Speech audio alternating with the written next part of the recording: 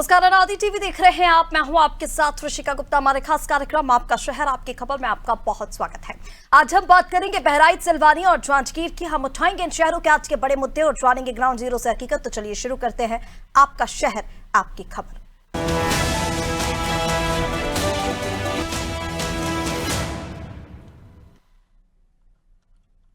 और चलिए सबसे पहले बात करेंगे यूपी के बहराइच की, जहां मासूम बच्चियां रहस्यमय तरीके से गायब हो रही हैं।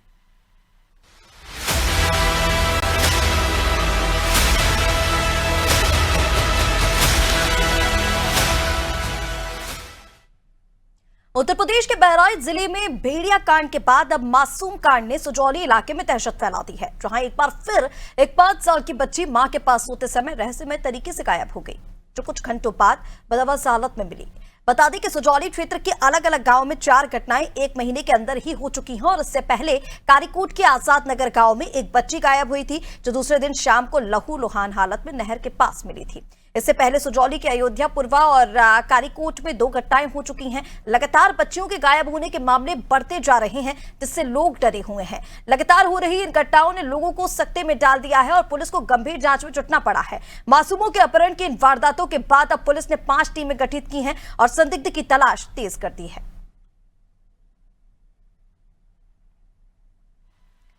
तो ये क्या हुआ है रात में, बताइए। रात में हम सो ही गए हैं ना, तब जाग गए हैं 3:30 बजे।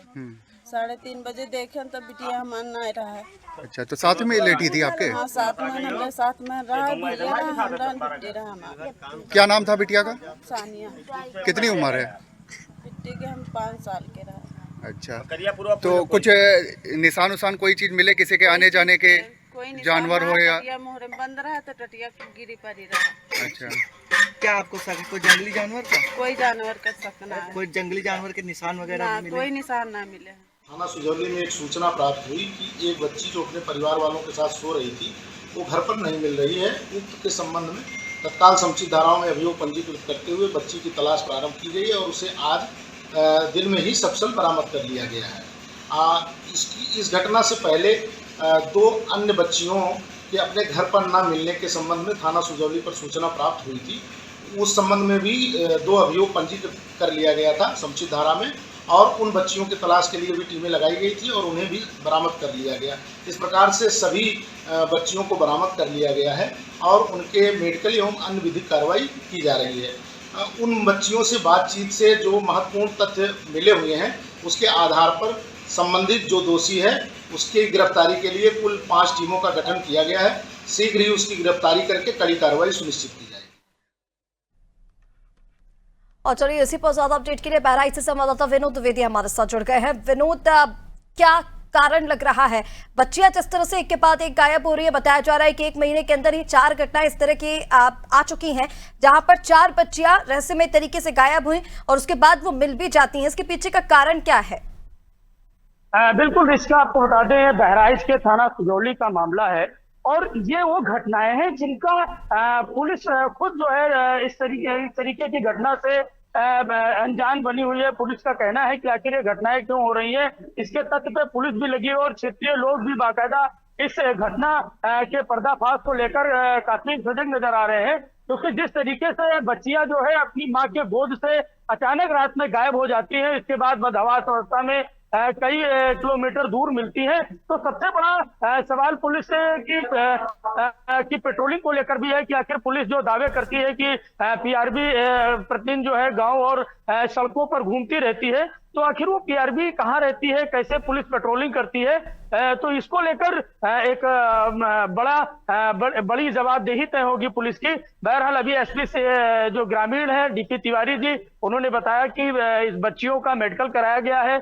मेडिकल और बच्चियों के बयान के आधार पर जो संदिग्ध हैं उनकी गिरफ्तारी के लिए 5 टीमें अभी बनाई गई हैं। जिसका ओटू बिल्कुल विनोद, देखिए जैसे कि आपने बताया कि प्रशासन की तरफ से 5 टीमें बनाई गई हैं इन तमाम चीजों की जांच करने के लिए। फिलहाल जैसे कि आपने कहा कि बच्चियों का मेडिकल कराया जा रहा है, उनका इलाज कराया जा रहा है।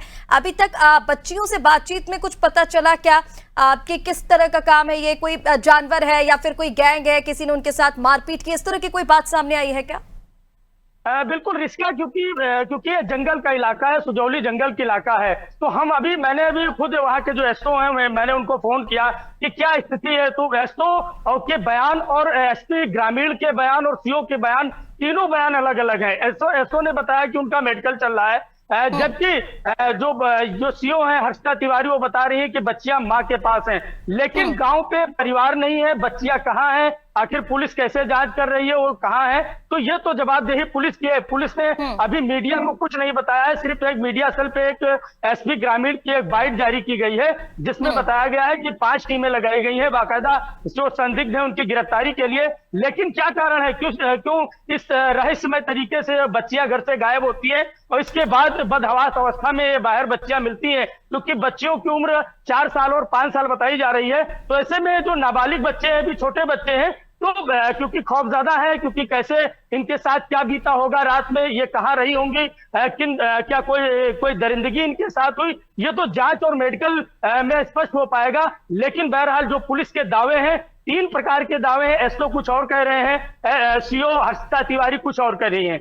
बिल्कुल विनोद, और जो बच्चियां गायब हो रही हैं उनके परिवार की ओर से क्या प्रतिक्रिया मिल रही है, उनकी तरफ से क्या कहना है, उनका किसी के ऊपर शक या फिर उनकी तरफ से क्या कहा जा रहा है, क्या लग रहा है उनको? बिल्कुल रिस्का, क्योंकि गांव वालों से मेरी बात हुई टेलीफोन से, क्योंकि बहराइच से काफी दूर है, लगभग 70 किलोमीटर जंगल का इलाका पड़ता है। तो मैंने जब गांव वालों से टेलीफोन के द्वारा जब मैंने पूछा, तो गांव के लोगों ने बताया कि परिवार यहाँ नहीं है, अभी यहाँ नहीं है, बाहर है परिवार। लेकिन जब परिवार के लोगों ने गांव वालों को आप बीती बताई कि अपने माँ के पास एक बच्ची कमरे में लेटी हुई थी, क्योंकि कच्चा मकान था, कच्चे मकान में जो एक टटिया लगाई जाती है, एक छोटा लकड़ी का दरवाजा था, उस लकड़ी का दरवाजा हटा हुआ था और बच्ची माँ के गोद से गायब थी।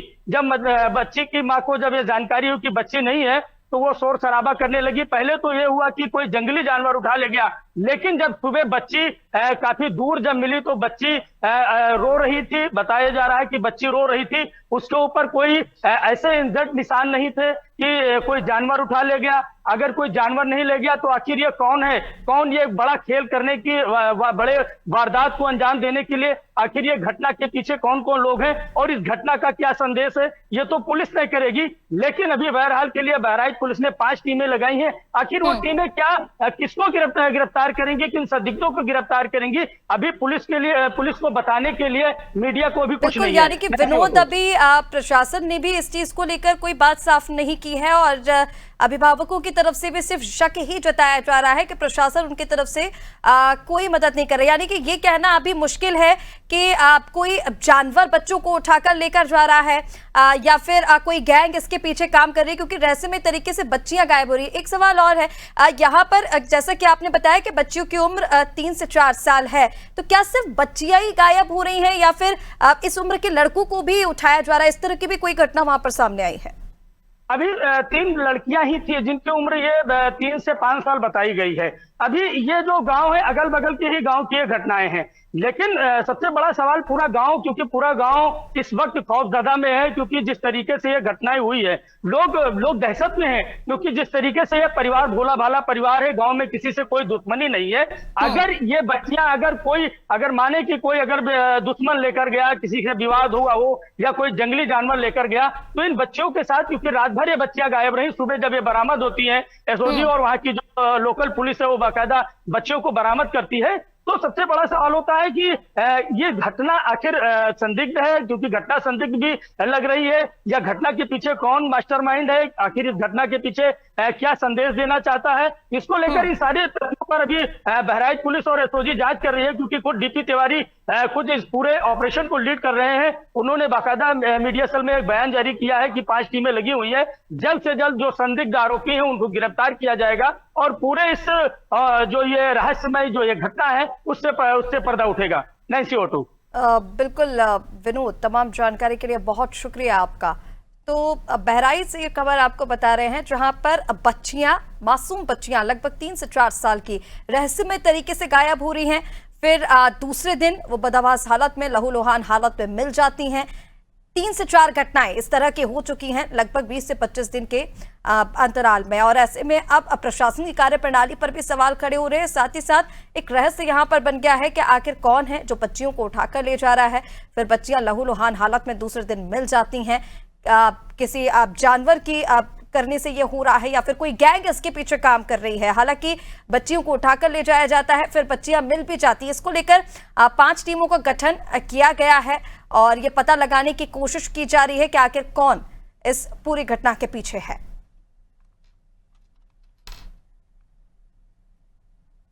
और चलिए अब आगे बढ़ेंगे और बात करेंगे मध्य प्रदेश के सिलवानी की, जहां निर्माण के कुछ महीनों बाद ही सड़क गड्ढों में तब्दील हो गई।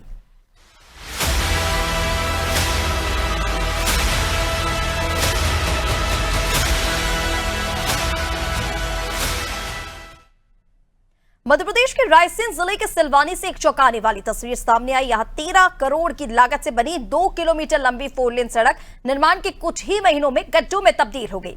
एमपीआरडीसी और निर्माण एजेंसी की लापरवाही के चलते लोग अब इसी सड़क पर चलने से मजबूर हैं और इस सड़क पर चलने से खतरे से खाली नहीं है। तस्वीर आपको दिखा रहे हैं, डिवाइडर भी टूटने लगे हैं और आए दिन हादसे यहां पर हो रहे हैं। 5 साल की गारंटी वाली इस सड़क पर जगह जगह गड्ढे दिखाई दे रहे हैं। स्थानीय लोगों ने दोषियों पर कार्रवाई की मांग की है, लेकिन अब तक कोई ठोस कदम नहीं उठाया गया। सवाल ये उठ रहा है कि भारी भरकम बजट के बाद भी गुणवत्ता विहीन सड़क का निर्माण किया गया और अब जवाबदेही किसकी है, ये सबसे बड़ा सवाल है।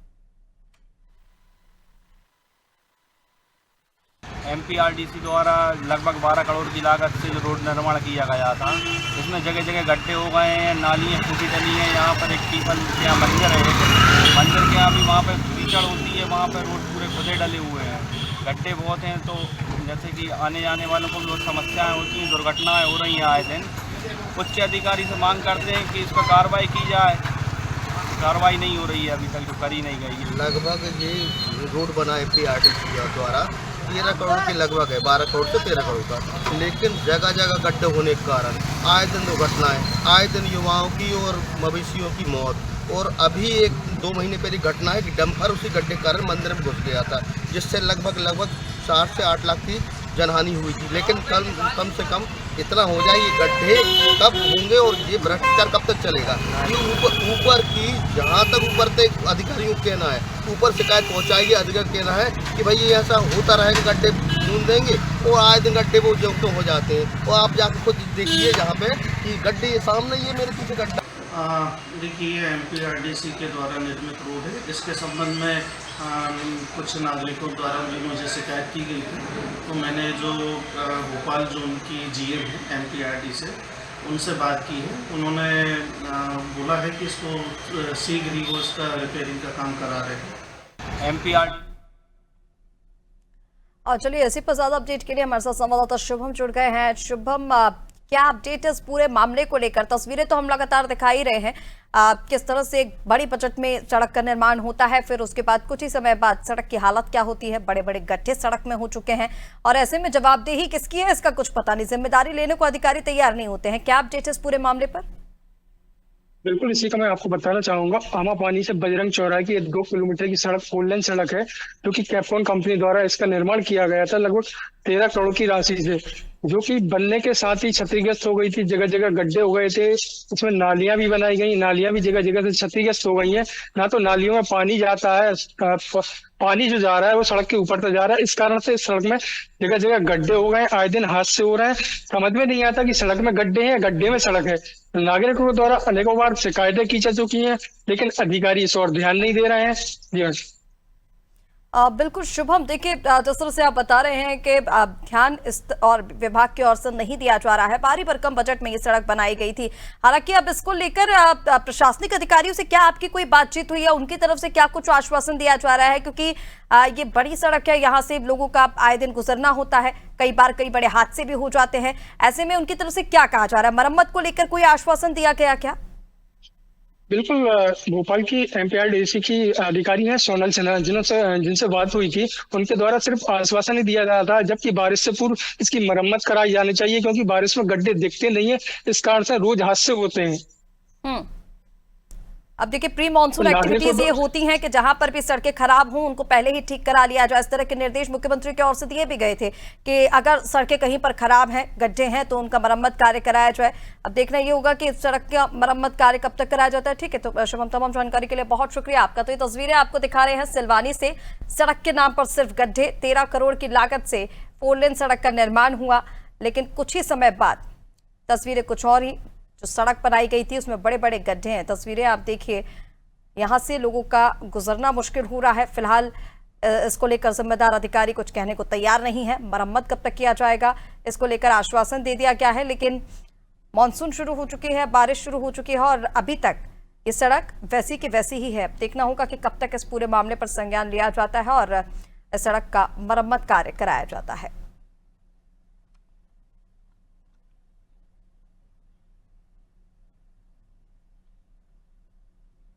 आगे बढ़ेंगे और बात करेंगे छत्तीसगढ़ के जांजगीर चांपा की, जहां अंतिम संस्कार करने के लिए भी लोगों को मुसीबत उठानी पड़ रही है।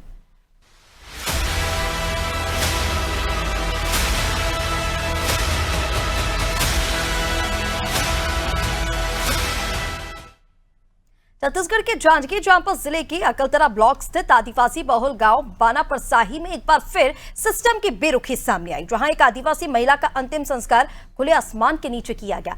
बारिश के कारण शव को पूरे दिन घर पर रखना पड़ा और जब मौसम साफ हुआ तब अस्थायी मुक्तिधाम बनाकर अंतिम संस्कार किया गया। ये कोई पहली घटना नहीं है। इससे पहले भी बुचेहरदी और पौड़ी दलहा जैसे गांव में ऐसे ही हालात में अंतिम संस्कार किया गया। आपको बता दें कि प्रशासन ने घोषणाएं तो की, लेकिन जमीनी स्तर पर देखें तो आज भी कई गांव मुक्तिधाम जैसी बुनियादी सुविधाओं से वंचित हैं। तो ये तस्वीरें आप देखिए, जहां पर गांव में मुक्तिधाम ही नहीं है और ये बताया जा रहा है कि कोई पहली घटना नहीं है। तस्वीरें आपको दिखा रहे हैं जहां पर लोग इस तरह की व्यवस्था पहले करते हैं और फिर उसके बाद किसी भी व्यक्ति का यहाँ पर अंतिम संस्कार किया जाता है। अकलतरा से ये तस्वीरें आपको दिखा रहे हैं जहां पर आदिवासी बाहुल गांव है ये, और सिस्टम की इस तरह की बेरुखी, जहां पर अंतिम संस्कार करने के लिए लोगों को कई कई घंटों तक इंतजार करना होता है। फिर उसके बाद गांव वाले खुद ही व्यवस्था करते हैं और उसके बाद अंतिम संस्कार कराया जाता है।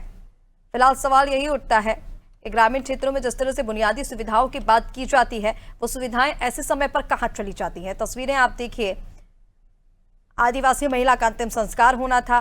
जांजगीर चांपा से ये तस्वीरें आपको दिखा रहे हैं। अकलतरा ब्लॉक स्थित आदिवासी बाहुल गांव है ये, बानापरसाही, और इसके आसपास के गांव में भी इसी तरह के हालात हैं जहां पर बुनियादी सुविधाएं जिनके वादे और दावे किए जाते हैं लगातार प्रतिनिधियों की ओर से, वो नहीं है। और ऐसे में जब इस तरह की घटनाएं सामने आती हैं तो जिम्मेदार सामने भी नहीं आते हैं। जवाबदेही किसकी है ये तक पता लगाना मुश्किल। आदिवासी महिला का अंतिम संस्कार खुले आसमान के नीचे किया गया। तस्वीरें आपको दिखा रहे हैं। बारिश के कारण शव को पूरे दिन पहले तो परिजनों ने घर पर रखा और फिर उसके बाद मौसम जब साफ हुआ तो खुद ही ग्रामीणों ने व्यवस्था की और फिर उसके बाद महिला का अंतिम संस्कार हुआ। बड़ी दयनीय स्थिति यहाँ पर है, जहाँ पर बुनियादी सुविधाएं नहीं है। मुक्तिधाम, ये सिर्फ एक गांव की बात नहीं है, आसपास के क्षेत्रों में भी मुक्तिधाम नहीं है। चलिए, ज्यादा अपडेट के लिए हमारे साथ जांजगीर चांपा से संवाददाता प्रवीण जुड़ गए हैं। प्रवीण, खुले आसमान के नीचे अंतिम संस्कार एक महिला का किया जाता है। तस्वीरें हम दिखा रहे हैं लगातार। बुनियादी सुविधाएं, मुक्तिधाम जैसी सुविधा अगर किसी गांव में नहीं है तो ये पता लगाया जा सकता है कि क्या स्थिति उस गांव की होगी। फिलहाल क्या अपडेट है इस पूरे मामले पर? ब्लॉक के परसाही बाना का मामला है और मौसम कई दिनों से रुक रुक के बारिश हो रही है। महिला की मौत 2 दिन पहले हो गई थी। बारिश होने के कारण उसे घर में ही रखा गया था और जैसे ही बारिश कम हुई तो उसे मुक्तिधाम के लिए अंतिम यात्रा के लिए जाया गया, लेकिन वहां मुक्तिधाम नहीं होने के कारण बांस, बल्ली और पन्नी तान कर उस महिला को अंतिम संस्कार किया गया। कुछ दिन पहले परसाही बाना में आबा उत्सव मनाया गया था। आबा उत्सव में जनप्रतिनिधि, जिले के सारे अधिकारी उपस्थित थे। आबा उत्सव आदिवासियों के लिए ही मनाया जाता है और वो महिला ही आदिवासी थी जिसका नाम वेदमती 55 वर्ष। और यह आदिवासी उत्सव इसलिए मनाया जाता है, धरती आबा उत्सव के नाम से मनाया जाता है झारखंड के महान आदित्य नेता बिरसा के लिए माना जाता है। आबा महोत्सव बिरसा मुंडा आदिवासियों के अधिकार के लिए अंग्रेज सरकार से लोहा लिया था, जिसके कारण उन्हें धरती आबा कहा जाता था, जिसका मतलब होता है धरती का पिता। इस शब्द को छत्तीसगढ़ सरकार ने आदिवासियों के लिए उत्थान करने के लिए उपयोग किया और केवल उपयोग ही किया है। वास्तव में आदिवासियों का उत्थान, स्वर्णिम विकास आज भी दुष्प्रम है। आज भी गरीब आदिवासी साधारण सुविधाओं के लिए तरस रहे हैं। जी, इस घटना के बाद प्रशासनिक अधिकारियों की या फिर जनप्रतिनिधियों की कोई प्रतिक्रिया सामने आई है? प्रवीण, उनका क्या कुछ कहना है इस घटना के बाद? जी, अदानी टीम ने जैसे इस खबर को पुख्ता से दिखाया है, तो क्षेत्रीय विधायक राघवेंद्र सिंह ने 5 लाख की स्वीकृति दी है। पूर्व में भी पौड़ी दलहा में भी उन्होंने स्वीकृति दी थी 5 लाख की, लेकिन आज तक जस का तस है। बेजा कब्जा बताया जा रहा है कि प्रशासन के द्वारा कि बेजा कब्जा के चलते ये मुक्तिधाम का निर्माण नहीं हो पाया है। जी बिल्कुल प्रवीण, तमाम जानकारी के लिए बहुत शुक्रिया आपका। तो ये तस्वीरें आपको दिखा रहे हैं जांजगीर चांपा से। जांजगीर चांपा के अलकतरा ब्लॉक्स की ये तस्वीरें हैं, जहां पर गांव में बुनियादी सुविधाएं यानी कि मुक्तिधाम जैसी सुविधा भी नहीं है। ये कोई पहली घटना नहीं है, आसपास के गांव में भी इसी तरह के हालात हैं जहां पर मुक्तिधाम नहीं है।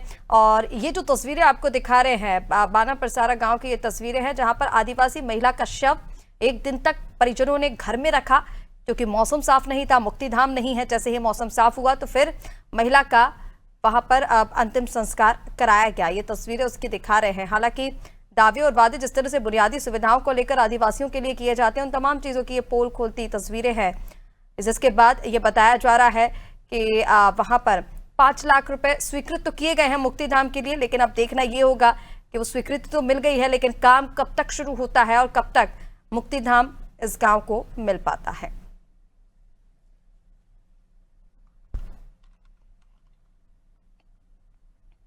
तो अलग अलग समस्याएं हैं बहराइच, सिलवानी और जांजगीर चांपा में, जहां पर बहराइच में आपने देखा कि किस तरह से रहस्यमय तरीके से बच्चियां गायब हो रही हैं, जिसके लिए अब जांच पड़ताल में प्रशासन जुटा हुआ है। सिलवानी जहां पर सड़क में गड्ढे ही गड्ढे हैं, तो उसको लेकर भी मांग की जा रही है लोगों की ओर से, प्रशासनिक अधिकारियों से, कि जल्द से जल्द मरम्मत कार्य कराया जाए। तो जांजगीर चांपा की तस्वीरें भी आपने देखी, जहां पर बुनियादी सुविधाओं से गाँव वंचित है। तमाम समस्याएं ऐसी हैं जिन पर जल्द से जल्द संज्ञान लेना होगा। कार्रवाई की बेहद जरूरत है। यहाँ पर अब देखना ये होगा कि कब तक इन तमाम खबरों पर संज्ञान लिया जाता है और लोगों की समस्याओं का समाधान होता है। फिलहाल के लिए इस खास कार्यक्रम में इतना ही। बने रहिए अनादि टीवी के साथ। नमस्कार।